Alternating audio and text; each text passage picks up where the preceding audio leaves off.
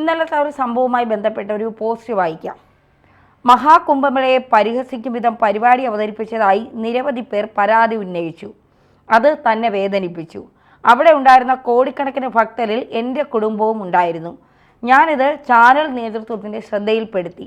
ലക്ഷക്കണക്കിന് ഭക്തർ വിശ്വാസമർപ്പിക്കുന്ന ഒരു സംഗമത്തെക്കുറിച്ച് അശ്രദ്ധമായി പ്രസ്താവനകൾ നടത്തുകയോ പരിഹസിക്കുകയോ ചെയ്യരുതെന്ന് നിർദ്ദേശിച്ചിട്ടുണ്ട്. ഏതൊരു മതത്തിലെയും പോലെ ഓരോ ഹിന്ദുവിനും സ്വന്തം വിശ്വാസം പ്രധാനമാണ്. രാജ്യത്തുടനീളവും കേരളത്തിലുമുള്ള കോടിക്കണക്കിന് ഹിന്ദുക്കളുടെയും വിശ്വാസം ബഹുമാനിക്കപ്പെടണമെന്ന് ഞങ്ങൾ ആഗ്രഹിക്കുന്നു.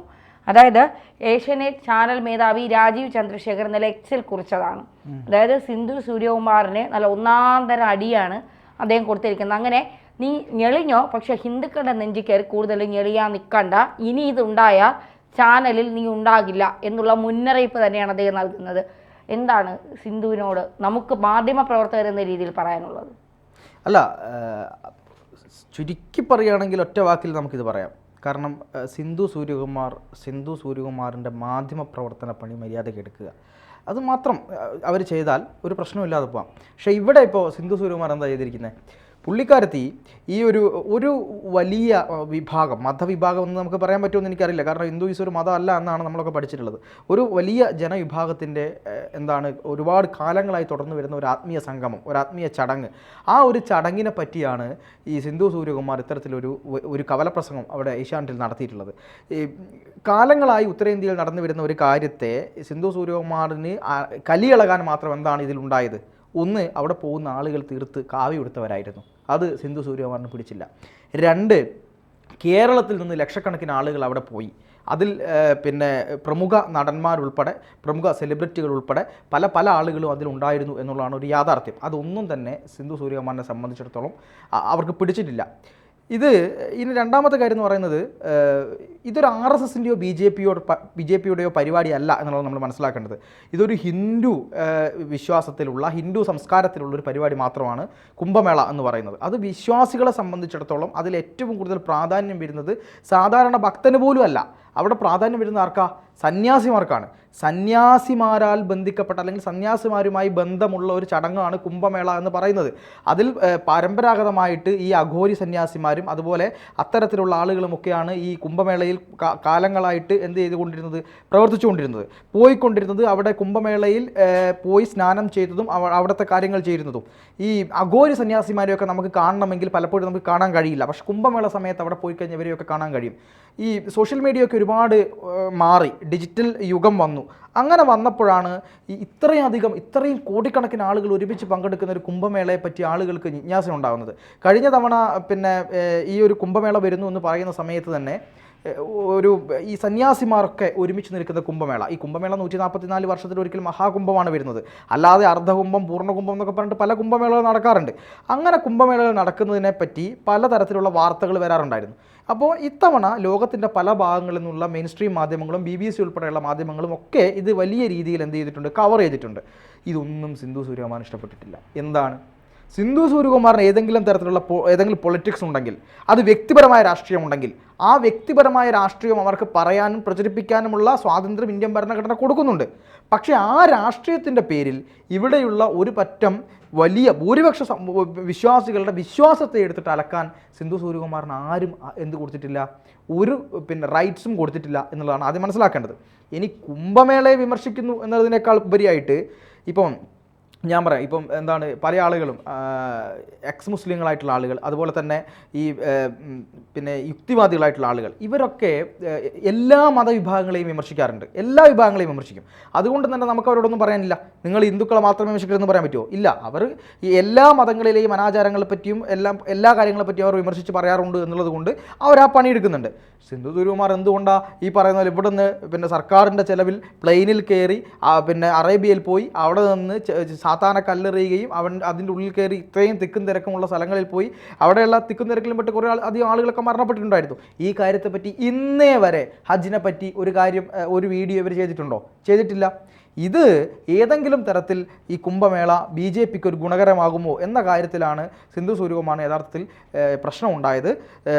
ഒരു കാര്യം കൂടെ, അതായത് ഈ വിഷയവുമായി ബന്ധപ്പെട്ട് സിന്ധു സൂര്യകുമാർ പറഞ്ഞൊരു വിഷയമുണ്ട്. ഞാൻ ഹിന്ദുക്കളുടെ ആചാരത്തെയോ ഹിന്ദുക്കളെയോ അല്ല പറഞ്ഞത്, BJPക്കാരെയാണ് പറഞ്ഞതെന്ന്. കേരളത്തിലെ ലക്ഷക്കണക്കിന് ആളുകൾ പോയതെല്ലാം BJPക്കാരാണ്, കുംഭമേള നടത്തുന്നതും BJPക്കാരാണ്. ഇതൊക്കെ ആരോടാണ് പറയുന്നത്? രാജീവ് ചന്ദ്രശേഖർ ഇങ്ങനെയൊരു പോസ്റ്റ് ഇടാൻ കാണിച്ച ധൈര്യത്തിന് ഒരു വലിയ നന്ദി എൻ്റെ പേഴ്സണലായിട്ട് ഞാൻ പറയുന്നുണ്ട്. കാരണം അദ്ദേഹം അതെങ്കിലും കാണിച്ചല്ലോ. അദ്ദേഹത്തെ പോലുള്ള ഒരു പ്രമുഖ പൊളിറ്റിക്കൽ നേതാവ് നിൽക്കുന്ന, അധികാരിയായി നിൽക്കുന്ന ഒരു ചാനലിൽ ഇരുന്നുകൊണ്ട് ഇങ്ങനത്തെ തോന്നിവാസം പറയുന്ന ആളുകൾക്ക് ഈ ഒരു താക്കീതൊന്നും പോരാ എന്ന് തന്നെയാണ് എൻ്റെ ഒരു അഭിപ്രായം. എനിക്ക് തോന്നിയത് സിന്ധു സൂര്യകുമാർ BJP നന്നായി ഭയക്കുന്നുണ്ട്. BJP വളരുമോ എന്നുള്ള വളർന്നു കഴിഞ്ഞിരിക്കുന്നു. ഈ കുംഭമേളയോടുകൂടി BJP ഇതിലും നന്നായി വളരുമോ? കാരണം സിന്ധു സൂര്യകുമാറിൻ്റെ മിതമായ അറിവ് വച്ച്, വലിയ അറിവുണ്ടെന്ന് ഞാൻ പറയുന്നില്ല, മിതമായ അറിവ് വച്ച് അവർ വിചാരിക്കുന്നത് കുംഭമേള BJPക്ക് വലിയ മൈലേജ് കൊടുക്കുന്ന ഒരു സംഭവമാണ്. കാരണം UP ഭരിക്കുന്നത് യോഗി ആദിത്യനാഥാണല്ലോ. ഷാനി പറയുകയും ചെയ്തല്ലോ, UPയിൽ യോഗി ആദിത്യനാഥ് ജയിച്ചപ്പോൾ ഇവിടെ ജനാധിപത്യം നശിച്ചു എന്നുള്ളത്. അപ്പോൾ അത്തരത്തിൽ ഈ മാധ്യമപ്രവർത്തകർക്ക് ഇവരെല്ലാം ഒരേ കൂട്ടിലെ ഒരേ ചങ്ങലയിൽ കിടന്ന് കറങ്ങുന്ന ആളുകളാണല്ലോ. അപ്പോൾ സിന്ധു സൂര്യകുമാറിൻ്റെ ഭയം ഹിന്ദുക്കളോടല്ല, അതവർ പറഞ്ഞ സത്യമാണ്. BJP എന്ന് പറയുന്ന പാർട്ടിയാണ് സിന്ധു സൂര്യകുമാർ ഭയക്കുന്നത്. അത് വളരുമോ എന്നുള്ള വല്ലാത്ത ഭയമാണ്. പിന്നെ തൃശ്ശൂരിൽ സുരേഷ് ഗോപിക്കെതിരെ വലിയ പ്രചരണമൊക്കെ നടത്തിയിട്ട് ഏറ്റില്ല, സുരേഷ് ഗോപി ജയിച്ചു. 2, ഈ അടുത്ത കാലത്തായിട്ട് നമ്മൾ സിന്ധു സൂര്യകുമാറിനെ കുറിച്ച് ഒന്നും കേൾക്കുന്നില്ല, അല്ലേ? ഏഷ്യനെറ്റിൻ്റെ എക്സിക്യൂട്ടീവ് എഡിറ്റർ എന്ന് ചിലർക്കറിയാം. പിന്നെ വഴിയിൽ എവിടെയെങ്കിലും വെച്ച് കാണുമ്പോൾ ഏഷ്യനല്ലേ സിന്ധു സൂര്യകുമാർ പോകുന്നു എന്ന് കുറച്ച് ആളുകൾ ആരെങ്കിലും പറയും. ഇപ്പോഴത്തെ പുതുതലമുറയ്ക്ക് അവരെ അറിയാമോ എന്ന് എനിക്കറിയില്ല. അപ്പോൾ വലിയ മൈലേജ് ഒന്നും ഇപ്പം ഇല്ല. വലിയ എന്താ പറയുക, മുൻനിരയിലൊന്നും ഇലക്ഷൻ സമയത്തല്ലാതെ ഒരു കവർ സ്റ്റോറി എന്ന് പറയുന്ന ഒരു പ്രോഗ്രാം ഞായറാഴ്ച അവതരിപ്പിക്കുന്നതെന്നല്ലാതെ രാഷ്ട്രീയ നേതൃത്വത്തിലെ കുറേ പേർക്ക് അറിയാമായിരിക്കും. ചിലപ്പോൾ CPMലെ കോൺഗ്രസ്സിലെ ആളുകൾക്കൊക്കെ ഇവരെ കാരണം അവരെ താങ്ങി നിൽക്കുന്നത് കൊണ്ട്, അവരുടെ രാഷ്ട്രീയമാണ് ഇവരുടേതായതുകൊണ്ട് കുറച്ച് പേർക്കറിയാം. അപ്പോൾ കുറച്ച് ജനശ്രദ്ധ പിടിക്കണമെങ്കിൽ കുംഭമേളയോ BJPക്കാരെയോ പറയണം. അത് നോക്കിയിരുന്നപ്പോൾ കുംഭമേള അവസാനിച്ചു. ഇവർ വിചാരിച്ച അലുമ്പുണ്ടായി കുംഭമേള തകരുമെന്ന്. 64 കോടി ആളുകൾ വന്നു. അപ്പോൾ മൊത്തത്തിൽ കൈവിട്ട് പോയി, മെൻ്റലിയൊക്കെ കൈവിട്ട് പോയി. അവർ മാനസികമായി അവർ തളർന്നു. കാരണം 10 പേരെടുത്താൽ 9 പേരും കുംഭമേളയിൽ പോയി എന്നാണ് അവർ പറയുന്നത്. അപ്പോൾ ഇവരെ നമുക്ക് ഈ ഒരു അവർ വളരില്ല എന്ന് വിചാരിച്ച് പെട്ടെന്നൊരു വളർച്ച ഉണ്ടാകുമ്പോൾ നമുക്കുണ്ടാകുന്ന ഒരു അസൂയുണ്ടല്ലോ. അസൂയയ്ക്കും കഷണ്ടിക്കും മരുന്നില്ല. പക്ഷെ കഷണ്ടിക്ക് ഇപ്പം മരുന്ന് കണ്ടുപിടിച്ചു വാർത്ത, അസൂയയ്ക്ക് ഇതുവരെ കണ്ടുപിടിച്ചിട്ടില്ലെന്നാണ് പറയുന്നത്. അപ്പോൾ സിന്ധു സൂര്യകുമാറിന് അസൂയയ്ക്കും എന്തായാലും മരുന്നില്ല. അപ്പോൾ സിന്ധു വിചാരിച്ച് എന്നെ 4 ആൾ കുറച്ചൊന്ന് അറിയട്ടെ, കുറച്ച് ദിവസം കൊണ്ട് ഇനി അടുത്ത ഇലക്ഷൻ വരണമല്ലോ എന്നെ അറിയണമെങ്കിൽ, എന്നെ ആ 4 ആളെ കാണണമെങ്കിൽ. അപ്പോൾ ഇതുവഴി 10 പേരെ അറിയിച്ച് ഈ വിമർശനമൊക്കെ ഉണ്ടാക്കാം എന്ന് വിചാരിച്ചു. പക്ഷെ ഏറ്റില്ല. കാരണം ഹിന്ദുക്കളല്ലാത്തവർ പോലും വന്ന് നിന്ന് തെറി വിളിക്കാൻ തുടങ്ങി.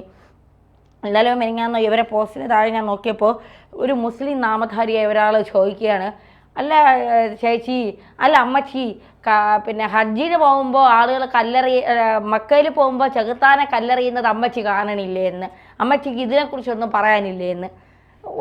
അപ്പം ഞാൻ മനസ്സിലാക്കി ആളുകളുടെ ഒരു മൈൻഡ് സെറ്റ് മാറുകയാണ്. ഇപ്പോൾ മുസ്ലിങ്ങൾ പോകുന്നുണ്ട്, ക്രിസ്ത്യാനികൾ പോകുന്നുണ്ട്, ഹിന്ദുക്കൾ പോകുന്നുണ്ട്, ബുദ്ധമതക്കാർ പോകുന്നുണ്ട്. കുംഭമേള എല്ലാവരുമാണ് ഏറ്റെടുക്കുന്നത്, അല്ലേ? ഇപ്പൊ കുംഭമേളയിൽ പോകാൻ കഴിയില്ല എന്ന് പറഞ്ഞ് സങ്കടപ്പെടുന്ന എത്രയോ മുസ്ലിം സുഹൃത്തുക്കൾ എനിക്കുണ്ട്. അടുത്ത തവണയെങ്കിലും പോകാൻ പറ്റുമോ എന്ന് ആഗ്രഹിക്കുന്ന എത്രയോ ക്രിസ്ത്യൻ സുഹൃത്തുക്കൾ എനിക്കുണ്ട്. നമുക്ക് പോവാടി എന്ന് ചോദിച്ചപ്പോൾ ഇല്ല, ലീവില്ല, ഇത്തവണ പോകാൻ പറ്റില്ല എന്ന് പറഞ്ഞ് ഒഴിഞ്ഞു മാറിയിട്ടുണ്ട് നമ്മൾ. അപ്പം അത്രമാത്രം ജാതി മത വർഗ ഭേദമന്യേ കുംഭമേളയെ സ്നേഹിക്കുന്നിടത്താണ് പിന്നെ എന്താ പറയുക, നടൻ്റെ സ്ഥാനത്ത് വാഴപ്പിണ്ടിയുള്ള സിന്ധു സൂര്യകുമാർ കുറേ വാക്കുകളുമായി എത്തിയത്. ഏറ്റില്ല എന്നുള്ളതല്ല, രാജീവ് ചന്ദ്രശേഖർ നല്ല ഒന്നാന്തര അടിയും കൊടുത്തിട്ട് മര്യാദയ്ക്ക് ഇറങ്ങിപ്പോക്കോ, ഇനി നിന്നെ ഇവിടെ കണ്ടുപോകരുതെന്നൊരു താക്കീതും കൂടെ എക്സിൽ എഴുതാതെ ഫോണിൽ കൂടെ കൊടുത്തു എന്നാണ് കിംവദന്തികൾ. നമുക്കറിയില്ല. തീർച്ചയായിട്ടും ചില ആളുകളുടെ മുമ്പിൽ മാത്രം ഇങ്ങനെ പോലെ വളഞ്ഞു നിൽക്കുന്ന ആ നട്ടെല്ലൊന്ന് നിവർത്തി വെച്ചിട്ട് മാധ്യമപ്രവർത്തന പണിയെടുക്കണമെന്നാണ് എനിക്ക് സിന്ധു ചേച്ചിയോട് പറയാനുള്ളത്. അത് ചിലപ്പോൾ ഒരുപക്ഷെ അതായിരിക്കാം, നിവർത്തി വെച്ചാൽ ഒടിഞ്ഞു പോകുമോ എന്ന പേടി കൊണ്ടായിരിക്കും അവരങ്ങനെ ചെയ്യാതിരിക്കുന്നത്. ശരി.